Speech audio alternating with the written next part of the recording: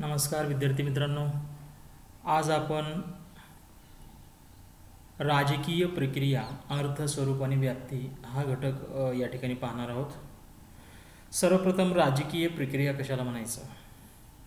राजकीय प्रक्रिया म्हणजे राजकारणामध्ये ज्या काही क्रिया घडतात, कृती घडतात, कार्य घडतात, व्यवहार घडतात त्या सर्व कृतींचा, व्यवहारांचा अभ्यास म्हणजे राजकीय प्रक्रिया होय. राजकीय प्रक्रियेअंतर्गत राजकारणाशी संबंधित सर्वच कार्याचा अभ्यास याच्यामध्ये केला जातो.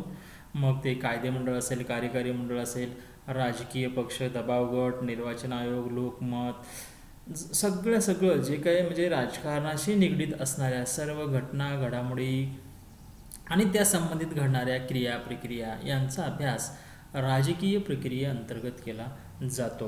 आणि अलीकडं आपण बघितलं की राजकारणासंबंधी किंवा राज्याचं कार्यक्षेत्र वाढल्यामुळं राज्य अधिकाधिक लोककल्याणकारी कार्य करू लागल्यामुळं राज्याच्या कार्याची व्याप्ती वाढलेली आहे आणि राज्याच्या कार्याच्या व्याप्तीबरोबरच राजकीय क्रियाप्रक्रियामध्ये सुद्धा वाढ झालेली दिसून येते. म्हणून अलीकडे राज्यशास्त्रामध्ये राजकीय प्रक्रिया ही एक नवीन कन्सेप्ट उदयास आले आपला दिसून येते. म्हणजे याच्यापूर्वी आपण काय करत होतो? फक्त राजकीय व्यवस्था, राज्याचे घटक, राज्याचं स्वरूप म्हणजे एक सैद्धांतिक अभ्यास करत होतो. पण राजकीय प्रक्रियेच्या अंतर्गत आज आपण राजकारणामध्ये काम करणाऱ्या व्यक्तींच्या कृतींचा अभ्यास करू लागलो. हे एक त्याच्यामध्ये बदल झालेला दिसून येतो परिस्थितीनुसार. म्हणून ही एक संकल्पना अभ्यासाला आपल्याला आहे. आता राजकीय प्रक्रियेसंदर्भात ऑर्थर बेंडलेने सुद्धा एक आपलं ग्रंथ लिहिला आहे पहा, द प्रोसेस ऑफ गव्हर्नमेंट, शासनाची प्रक्रिया नावाचा ग्रंथ लिहिला आहे. आणि त्यामध्ये त्यांनी वर्तनवादी दृष्टिकोनातून राज्यशास्त्राचा अभ्यास कसा केला पाहिजे याविषयी त्यांनी त्याच्यामध्ये लिखाण केलेलं आहे. आणि राजकारण ही एक राजकीय व्यवहारांची प्रक्रिया असून त्यामध्ये मानवी प्रवृत्ती असते. म्हणजे मानवांचे कार्य, कृती, सगळ्या गोष्टी त्याच्यामध्ये येत असतात. आणि त्यामुळे राजकारण हे एक हेतुपुरस्सर मानवी वर्तनाचे क्षेत्र बनते. म्हणजे राजकारण हे काय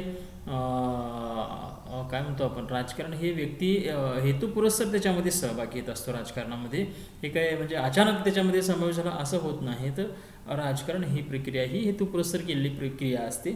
आणि या राजकीय प्रक्रियेचा अभ्यास राजकीय व्यवहार व प्रक्रियांमध्ये केला जातो. ओके. आता राजकीय प्रक्रियेचा अर्थ पाहूया. राजकीय प्रक्रिया म्हणजे राजकीय व्यवहार किंवा कृती होय. साधी सोपी व्याख्या म्हणता येईल आपल्याला. राजकीय प्रक्रिया म्हणजे राजकीय व्यवहार किंवा कृती.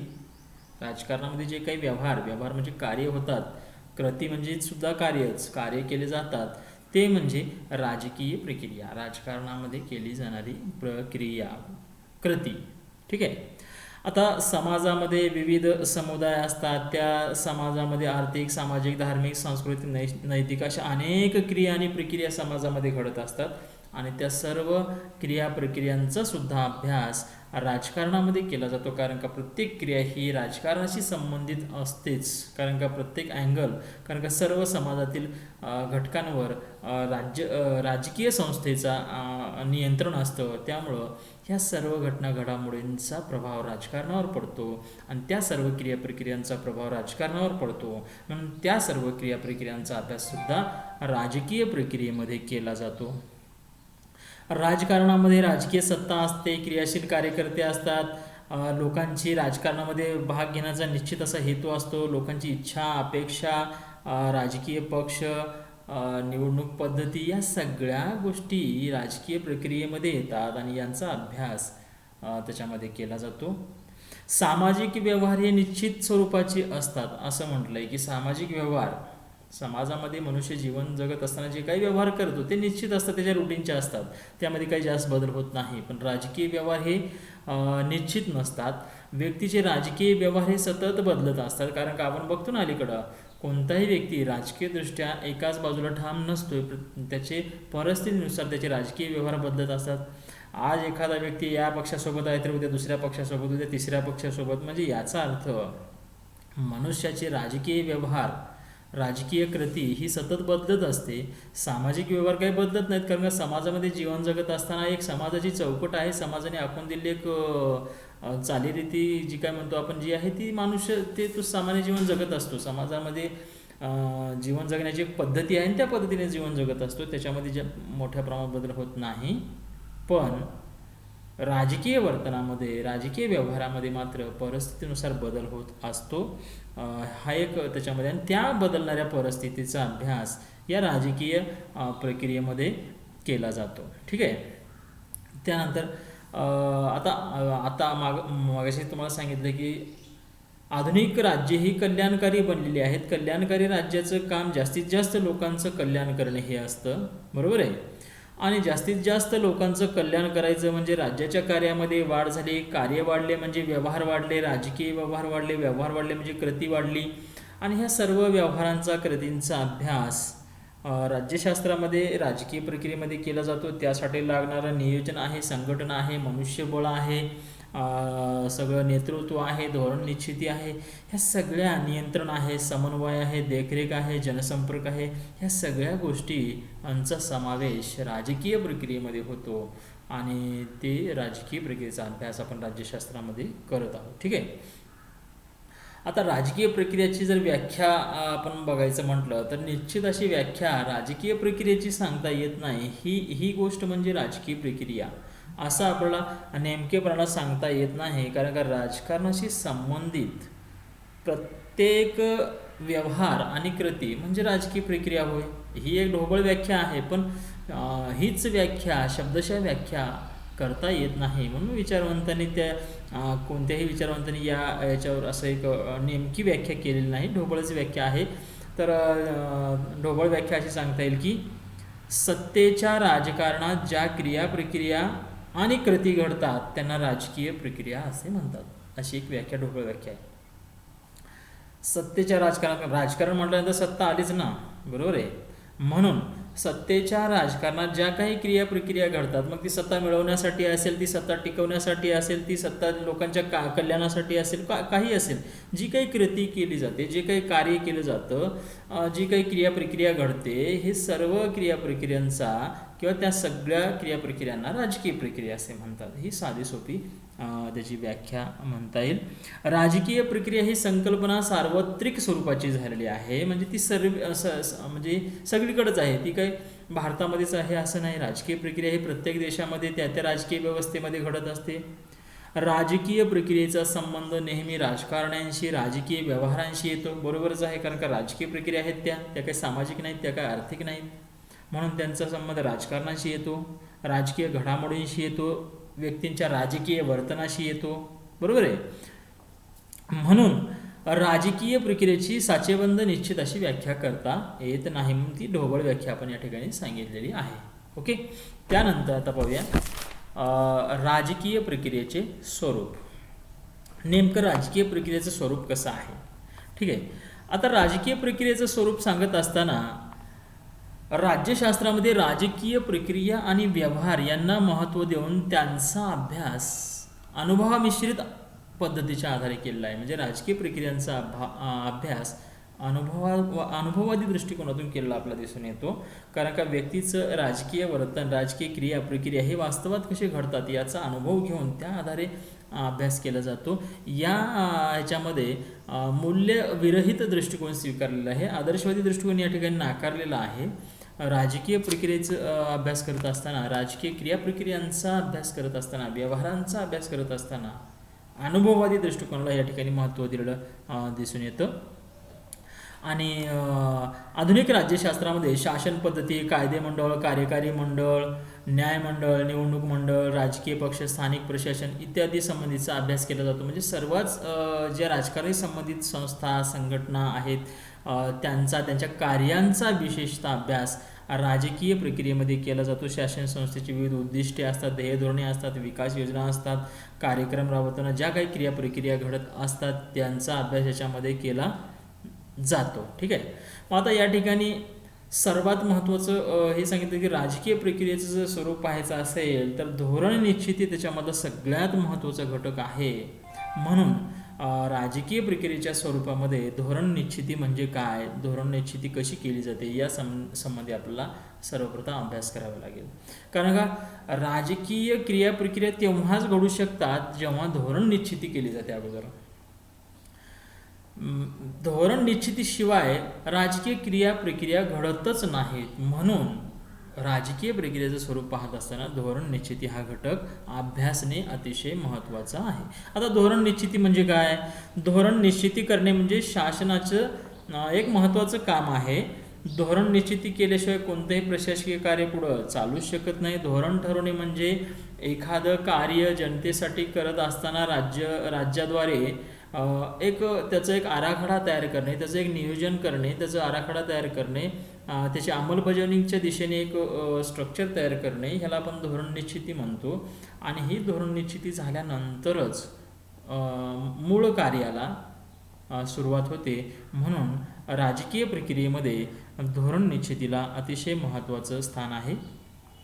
संविधानामध्ये भारतीय संविधानामध्ये जे काही ध्येय धोरणं सांगितले आहेत की लोकांसाठी सरकारने हे केलं पाहिजे ते केलं पाहिजे, हे काही घटनेच्या मला वाटते 4थ्या भागामध्ये मार्गदर्शक तत्वामध्ये सुद्धा सांगितलं आहे. आणि ते ध्येय धोरणे प्रत्यक्षात राबवत असताना धोरण ठरवणे आणि त्याची अंमलबजावणी करण्याचं काम सरकार आणि प्रशासन हे करत असतं. आणि राज्यघटनेतील सामाजिक आर्थिक राष्ट्रीय ध्येयाची कार्यवाही करण्यासाठी ती ध्येय अधिक सुस्पष्ट करणे आवश्यक असते. त्यासाठी त्या ध्येयाच्या अनुषंगाने धोरणाची निश्चिती केली जाते. म्हणजे तिथं ध्येय सांगितलं त्या ध्येयाला अनुसरून हे धोरण ठरवतात सरकारमधील लोक आणि या धोरणाची अंमलबजावणी प्रशासकीय वर्ग करत असतो. आणि जी प्रत्यक्ष कृती केली जाते त्याला राजकीय व्यवहार म्हणतो आणि त्याचा अभ्यास या राजकीय प्रक्रियेमध्ये केला जातो. ठीक आहे. आता धोरणाच्या काही व्याख्या आहेत. धोरण कशाला म्हणायचं नेमकं, तर पहिली व्याख्या आहे जॉर्ज टेरी यांची. धोरण म्हणजे व्यवस्थापकाने स्वीकारलेला आणि अनुसरलेला प्रत्यक्ष कृती करण्याचा शाब्दिक, लेखी किंवा गर्भित मूलभूत मार्गदर्शक होय. धोरण म्हणजे काय, व्यवस्थापकाने स्वीकारलेला म्हणजे जो कोणी धोरण ठरवणारा प्रमुख आहे. व्यवस्थापक म्हणजे कोण, धोरण ठरवणारा प्रमुख. मग तो सरकार असेल, सरकारचा प्रमुख असेल, तो व्यवस्थापकाने स्वीकारलेला अनुसरलेला प्रत्यक्ष कृती करण्याचा शाब्दिक, कृती करायची आहे, जो धोरण ठरवतो ते शाब्दिक लिहिलेलं आहे फक्त की अशा अशा पद्धतीने हे आपलं करायचं आहे, ह्याला धोरण म्हणतो आपण.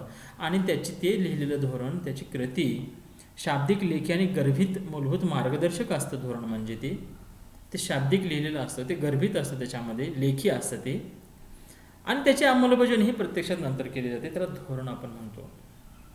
हे झालं जॉर्ज टेरी यांची व्याख्या.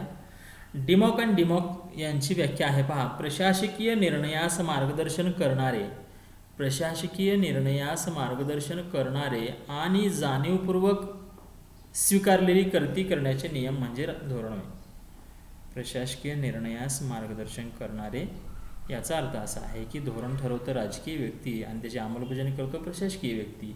मग प्रशासनाला मार्गदर्शन करणारं कोण, तर त्याचं धोरणच ना. त्यांनी धोरण ठरवणार तर ते धोरण घेऊन जे काही लिहून दिलेलं लेखी असते धोरण, त्या धोरणाची अंमलबजावणी करण्याचं काम हे प्रशासकीय वर्ग करतो. म्हणजे प्रशासकीय वर्गाला प्रत्यक्ष कृती करत असताना मार्गदर्शन करणारे आणि त्या धोरणानुसार जी प्रत्यक्ष कृती स्वीकारली जाते त्याला धोरण म्हटलं जातं, असं डिमॉक अँड डिमॉक म्हणतो. आणि थोडक्यात एक ढोबळ व्याख्या सुद्धा सांगितली आहे की एखादे व्यापक ध्येय साध्य करण्यासाठी, कोणतंही जे काही ध्येय आहे राज्याचं, एक ध्येय स्वीकारलेलं आहे, लोकांसाठी हे करायचं आहे, आपलं एक ध्येय आहे त्यांचं, आणि त्या ध्येयाला अनुसरून त्यांनी धोरण ठरवलं आणि ते ध्येय साध्य करण्यासाठी निश्चित असे धोरण ठरवावे लागते. ध्येय प्राप्तीसाठी कोणती कृती उपयुक्त आहे, कोणतं कार्य करावं लागणार आहे हे ठरू शकेल हे प्रथम निश्चित करावे लागते. त्यालाच आपण धोरण असे म्हणतो. जे काही निश्चित करतो की विशेष ध्येय साध्य करायचं आहे, लोकांपर्यंत हे आपल्याला पोहोचवायचं आहे, तर ते हे झालं तुमचं धोरण. आणि त्या संबंधित लागणाऱ्या सगळ्या गोष्टी हे ठरवणे म्हणजेच धोरण होय. मग त्याची जे प्रत्यक्षात अंमलबजावणी जाते ती कृतीमध्ये जाते, व्यवहारामध्ये जाते. म्हणून धोरण निर्मितीला, धोरण निश्चितीला याच्यामध्ये अतिशय महत्त्वाचं स्थान आहे. विशिष्ट ध्येय प्राप्त करण्यासाठी निश्चित कृती करण्यासाठी घेतलेला निर्णय म्हणजे धोरण होय. विशिष्ट ध्येय प्राप्त करण्यासाठी, निश्चित कृती करण्यासाठी घेतलेला निर्णय म्हणजे धोरण होय. ही एक ढोबळ व्याख्या आपल्याला सांगता येईल धोरणाची. आता धोरण आणि प्रशासन यामध्ये काय फरक आहे, तर धोरण आणि दोन विचारवंत म्हणजे दोन प्रकारचे विचारवंत या ठिकाणी याविषयी आपले मत मांडतात. काही विचारवंताचं मत आहे की धोरण आणि प्रशासन हे वेगळं आहे, तर काही विचारवंत म्हणतात की धोरण आणि प्रशासन हे एकच आहे. आता धोरण आणि प्रशासन हे वेगळं आहे असं म्हणणारे विचारवंत वुड्रो विल्सन आहेत, एल डी व्हाईट आहेत, विलोबी आहे, गुडनाव आहे. हे विचारवंत म्हणतात की धोरण आणि प्रशासन ह्या दोन गोष्टी भिन्न आहे. धोरण ठरवणे हे राजकारणी व्यक्तींचं काम आहे आणि त्या धोरणाची अंमलबजावणी करण्याचं काम हे प्रशासकीय व्यक्तीचं आहे, म्हणून प्रशासनाचं काम आहे. म्हणून त्या दोन गोष्टी भिन्न आहे. जिथं धोरण ठरतं तिथंच राजकारण संपतं आणि तिथून प्रशासनाला सुरुवात होते असं त्यांचं म्हणणं आहे. राजकारणाचा धोरणाशी आणि धोरणाच्या अंमलबजावणीशी काही संबंध नसतो. थोडक्यात धोरण आणि प्रशासन या दोन गोष्टी परस्परापासून भिन्न आहेत असं हे विचारवंत सांगतात. पण या उलट ल्युथर गुलिक, पॉल ॲपलबी, पीटर ओडगार्ड हे विचारवंत म्हणतात की धोरण आणि प्रशासन ह्या दोन्ही गोष्टी एक परस्पर पूरकच आहेत, हे काय भिन्न नाहीत असं त्यांचं म्हणणं आहे. कारण का धोरण आणि प्रशासन किंवा धोरण ठरवणे आणि त्याची प्रत्यक्षात अंमलबजावणी करणे ह्या दोन्ही गोष्टी परस्पराला जोडूनच येतात. या दोन्हीमध्ये फरक करता येत नाही. धोरणाची अंमलबजावणी करणारा प्रशासन विभाग हा राजकारणापासून अलिप्त राहूच शकत नाही असं या विचारवंताचं मत आहे. पीटर ओडगार्ड तर असं म्हणतोय की धोरण आणि प्रशासन ही राजकारणाची जुळी मुले आहेत असं तो म्हणतो. तर अशा पद्धतीनं धोरण आणि प्रशासन या दोन गोष्टीबद्दल विचारवंतामध्ये मतभेद असलेले आपल्याला दिसून येतात. यानंतर आपण बघूया धोरण भारतातील किंवा कुठेही धोरण निश्चितीची जी प्रक्रिया असते ती कशा पद्धतीची आहे. तर फॉर एक्झाम्पल भारतातील धोरण निश्चितीची प्रक्रिया कशी आहे, तर पहिलं त्याचे काही धोरण निश्चितीची प्रक्रिया पुढील घटकांद्वारे त्यांनी स्पष्ट केली आहे. ती घटक पहिला घटक आहे राज्यघटना. धोरण ठरवत असताना राज्यकर्ते सर्वप्रथम भारतीय राज्यघटनेच्या 4थ्या भागामध्ये जे मार्गदर्शक तत्त्वे सांगितलेले आहेत लोकांसाठी, राज्यकर्त्या लोकांनी हे केलं पाहिजे, ते मार्गदर्शक तत्त्वाला अनुसरून राज्यकर्ते व्यक्ती काय करत असतात, धोरण ठरवत असतात. म्हणून पहिलं घटक आहे राज्यघटना. दुसरं आहे विधिमंडळ.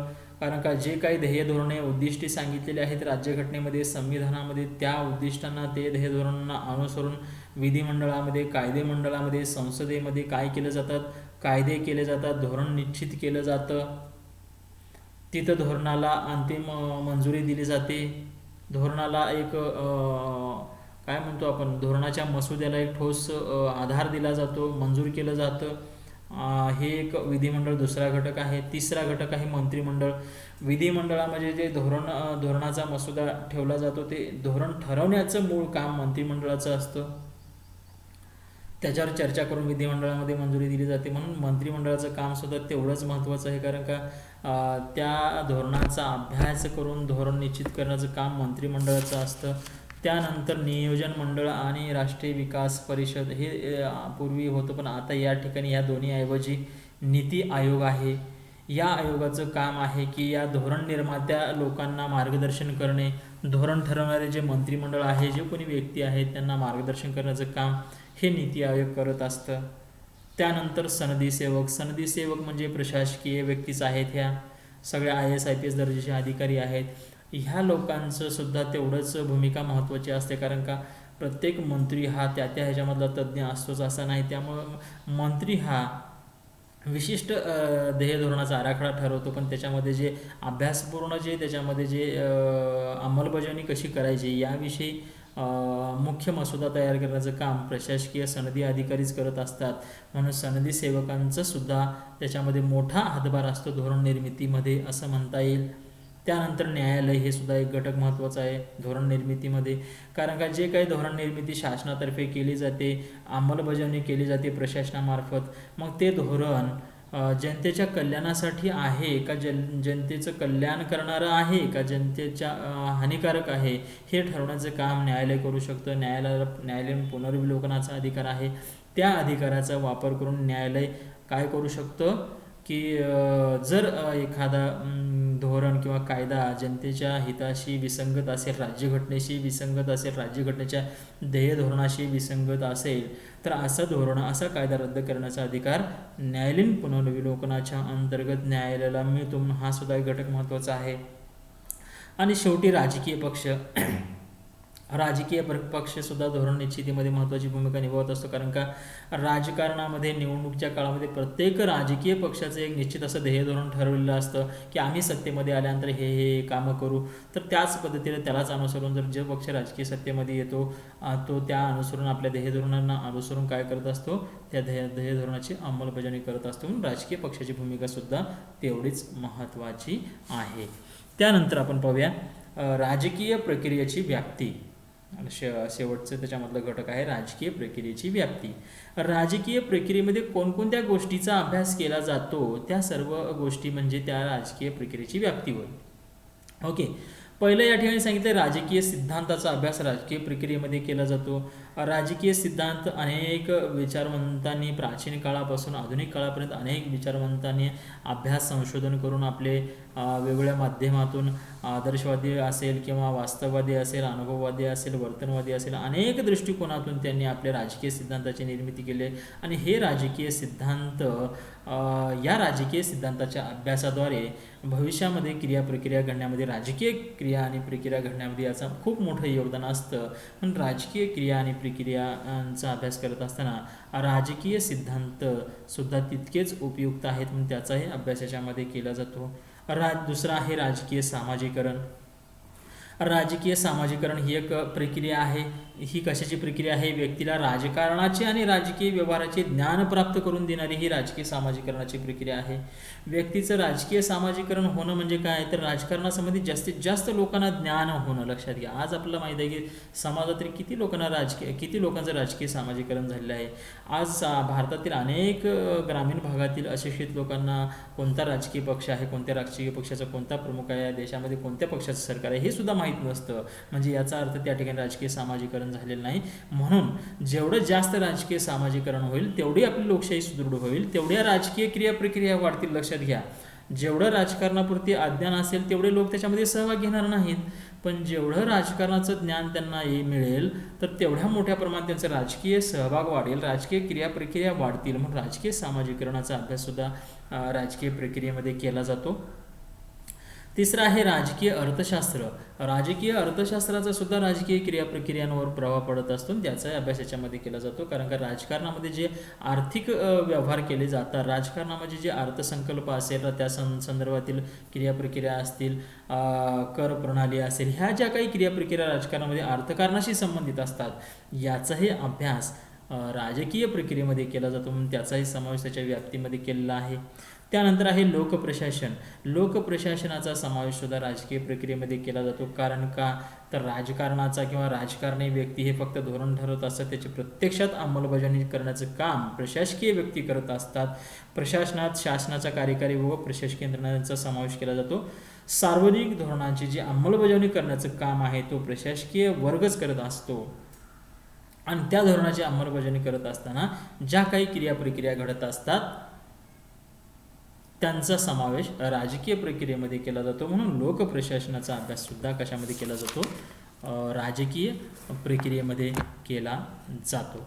त्यानंतर आहे वर्तनवाद. वर्तनवादाचा सुद्धा अभ्यास राजकीय प्रक्रियेमध्ये केला जातो. कारण का व्यक्तीचं वर्तन हे सुद्धा महत्त्वाचं आहे. व्यक्तीचं राजकीय वर्तन त्यातल्या त्यात याचा अभ्यास राजकीय प्रक्रियेमध्ये केला जातो. कोणत्या परिस्थितीमध्ये व्यक्ती कशा पद्धतीचं धोरण ठरवत असतो, कशा पद्धतीचे निर्णय घेत असतो, कोणती कृती करत असतो, ती मग त्या परिस्थितीमध्ये त्याची ती कृती, त्या कृतीचा अभ्यास, त्या क्रिया प्रक्रियांचा अभ्यास कशामध्ये केला जातो?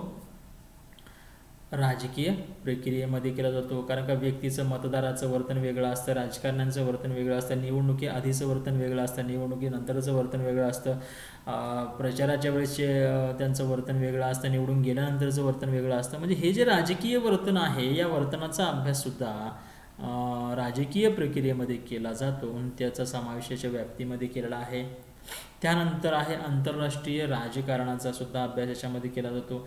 आंतरराष्ट्रीय स्तरावर राष्ट्रामध्ये जे राजकारण होतं वेगवेगळ्या कारणातून, मग सामाजिक, राजकीय, आर्थिक सगळ्याच बाबतीमध्ये जे काही देवाणघेवाण होत असते, प्रत्येक राष्ट्र हे स्वतंत्र अलिप्त राहू शकत नाही. प्रत्येक राष्ट्राला इतर राष्ट्राशी संबंध ठेवावे लागतात, काही देवाणघेवाण करावी लागते. आणि ही जी देवाणघेवाण राजकीय, आर्थिक, सांस्कृतिक, संरक्षणविषयक, व्यापारविषयक अनेक बाबतीमध्ये होत असते. आणि या आंतरराष्ट्रीय राजकारण करत असताना ज्या काही क्रिया आणि प्रक्रिया घडत असतात, या क्रिया प्रक्रियांचा अभ्याससुद्धा आंतरराष्ट्रीय राजकारणात केला जातो आणि त्याचा समावेश राजकीय प्रक्रियेमध्ये होत असतो. म्हणून त्याचाही समावेश राजकीय प्रक्रियेच्या व्याप्तीमध्ये, त्याच्या अभ्यासामध्ये केला जातो. त्यानंतर आहे राजकीय सहभाग. राजकीय सहभाग हा सुद्धा तेवढाच महत्त्वाचा आहे.